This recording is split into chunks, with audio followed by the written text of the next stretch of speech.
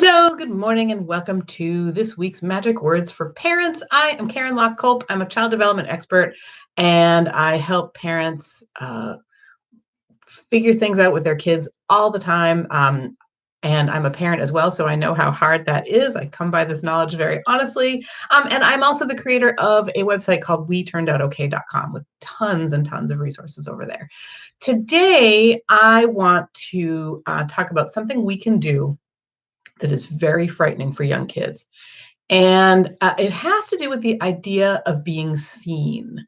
So, and it makes me think of the movie The Breakfast Club, which you may or may not have seen. I don't know. But there's a part in that movie where, so that's a movie in which four or five, can't remember, high school students get stuck in a day's Saturday detention. And they bond. And one of the things that two of them talk about is how their parents ignore them. One of the kids says, "What do your parents do to you?" And the other kid replies back, "They ignore me."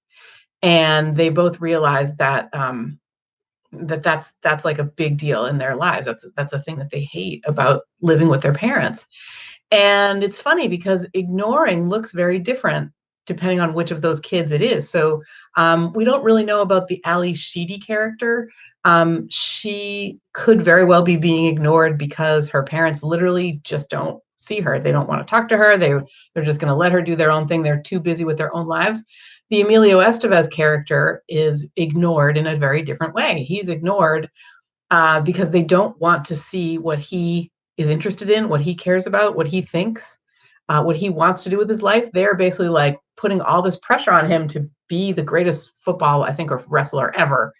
And, so they're yelling at him about his grades, and they're yelling at him about all these things that he doesn't care about.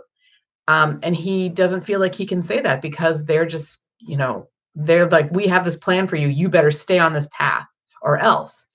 And so two very different ways that people cannot see, quote unquote, their children. And in this week's podcast episode, WeTurnedOutOK.com/319, it'll be out tomorrow. If you're watching in real time, tomorrow, Tuesday, February 25th.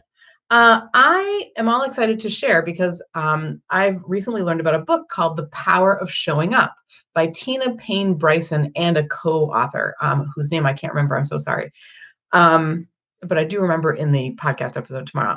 And in The Power of Showing Up, they talk about what kids need from parents most are the following four things. They need to be safe, they need to be seen, they need to be soothed, and they need to feel secure with their parents. And so today I wanted to just address this idea of how scary it is for a child when we might not see them. And what might that look like for a young child, a 5-year-old, a 3-year-old, a 7-year-old, right? It's not so much about grades and like, you better get an A on that essay, right? It's not about being the captain of the football team in order to progress your life. It's about, and likely it's not about neglect either. So on the Ali Sheedy side of that, I think what happens in her home is she's being neglected. They don't care about her at all because maybe they're caught up with their own things. Maybe they're just horrible parents. We don't know, right?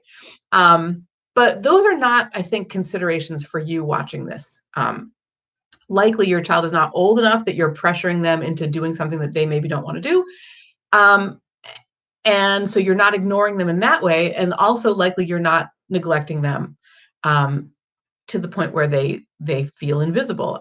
But there are other ways that we can make young children feel invisible. One in particular, and it is when we invalidate their concerns. So your child says to you, "I'm afraid of the dark. I'm afraid to be in this room alone. I don't want to look under the bed. It's scary. Like, what's there?"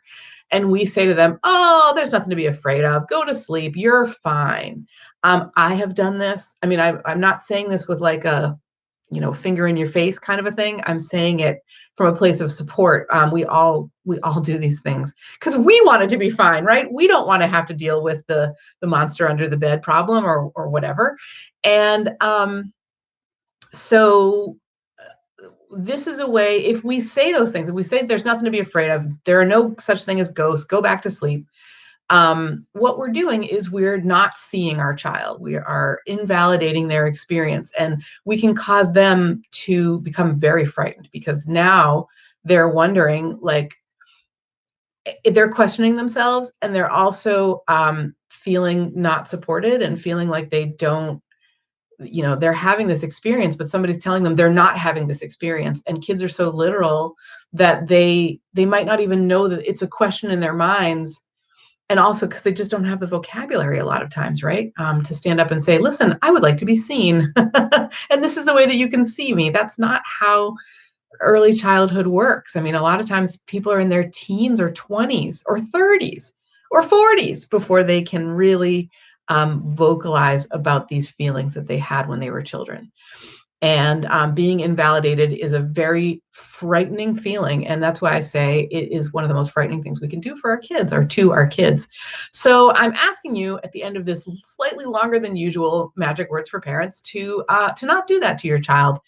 Instead, if your child chooses to confide something in you because they're trusting you enough to say, I'm afraid that there's monsters under my bed, but look at them and really see them and really see the fear and really try to validate that and say something along the lines of, oh, honey, I'm so sorry for you. I understand, your feelings. I've had these feelings too. Let's turn on the light. Let's each have a flashlight and we'll go on a monster hunt under the bed. Like, do something to help them understand there actually aren't monsters under the bed. That is today's magic words, is really to sort of be validating for your child and show them that you really see them. This is the very tippy top of the iceberg about a case study, a free case study that I'm doing live on Wednesday afternoon at 2 p.m.